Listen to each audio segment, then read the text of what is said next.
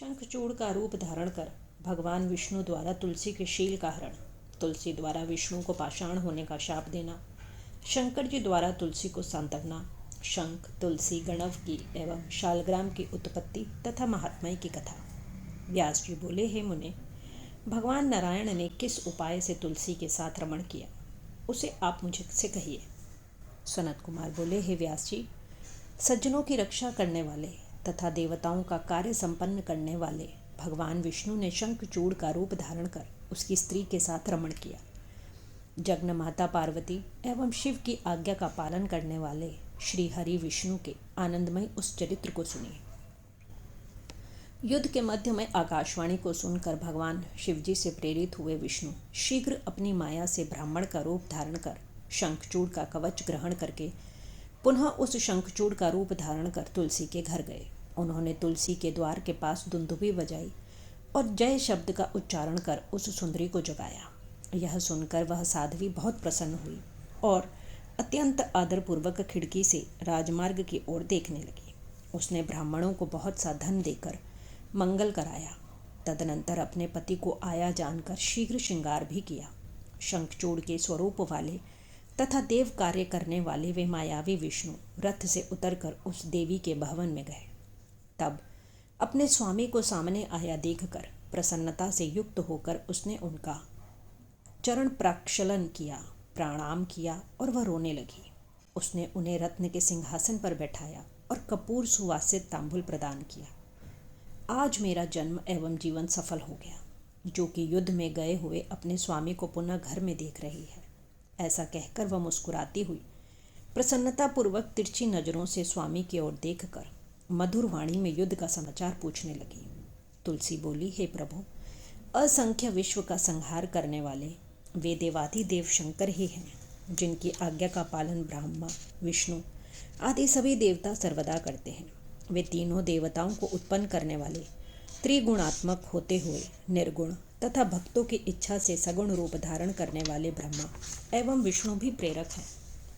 कैलाशवासी गणों के स्वामी परब्रह्म तथा सज्जनों के रक्षक शिवजी ने कुबेर की प्रार्थना से सगुण रूप धारण किया था, जिनके एक पल मात्र में करोड़ों ब्रह्मांडों का क्षय हो जाता है तथा जिनके एक क्षण भर में विष्णु एवं ब्रह्मा व्यतीत हो जाते हैं।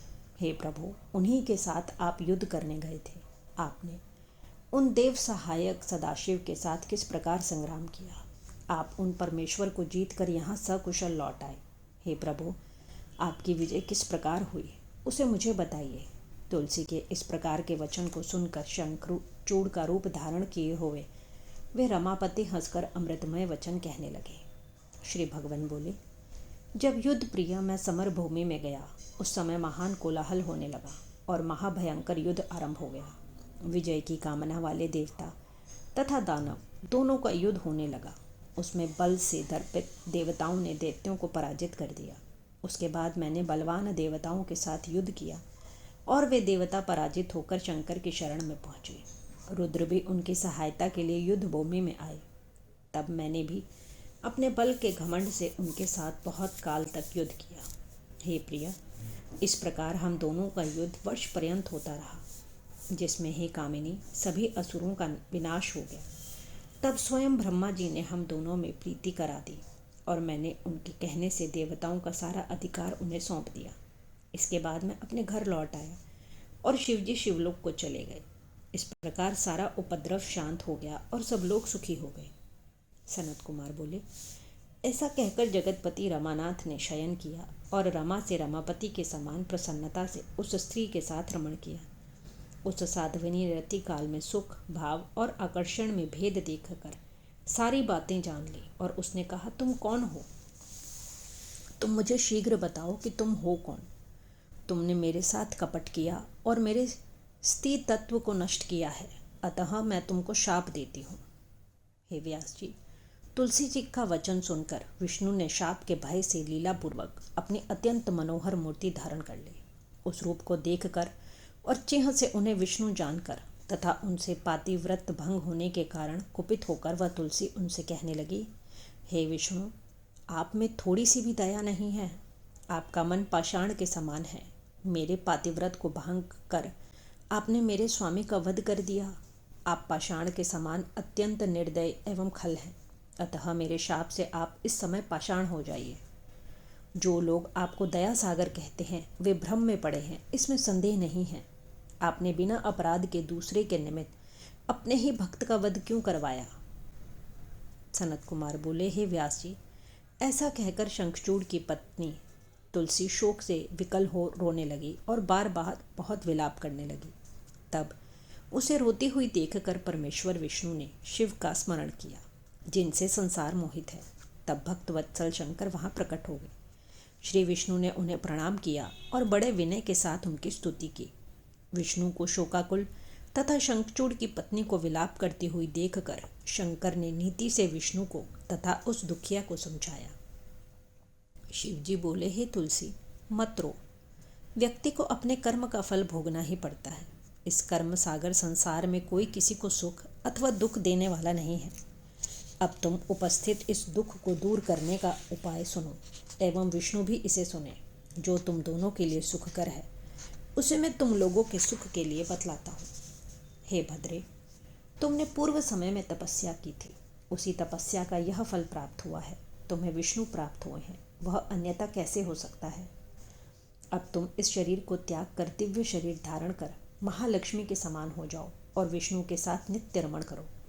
तुम्हारी यह छोड़ी हुई काया एक नदी के रूप में परिवर्तित होगी और वह भारत में पुण्य स्वरूपिणी गंड के नाम से विख्यात होगी।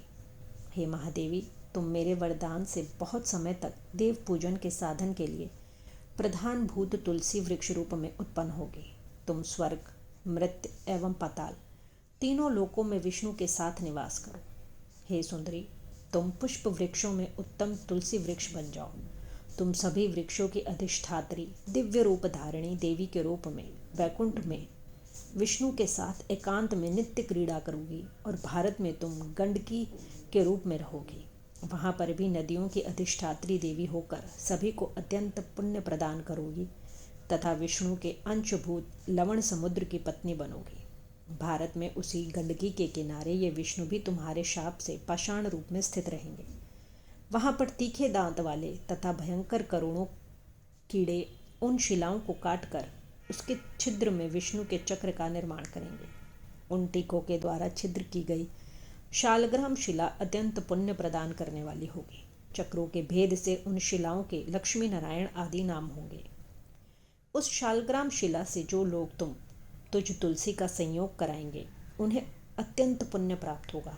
हे बद्रे, जो शालग्राम शिला से तुलसी पत्र को अलग करेगा दूसरे जन्म में उसका स्त्री से वियोग होगा।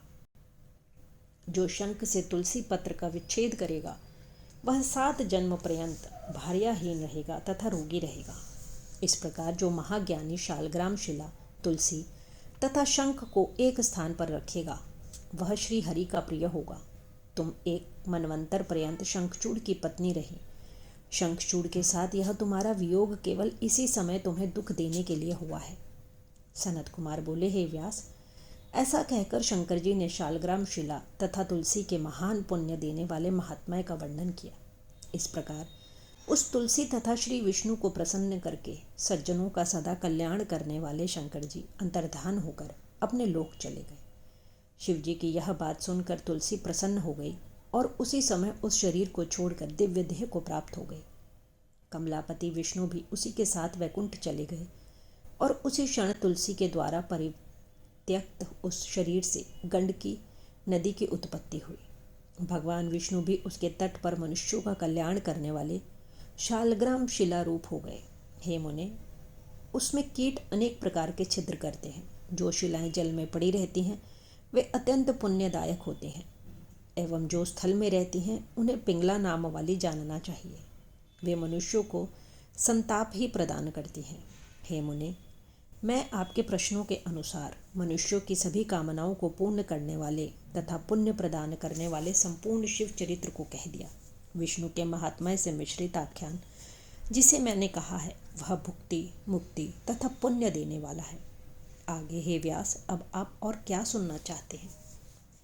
इस प्रकार श्री शिव महापुराण के अंतर्गत द्वितीय रुद्र संहिता के 5वें युद्ध खंड में शंखचूड़ वधोपाख्यान के अंतर्गत तुलसी शाप वर्णन नामक 41वां अध्याय पूर्ण हुआ।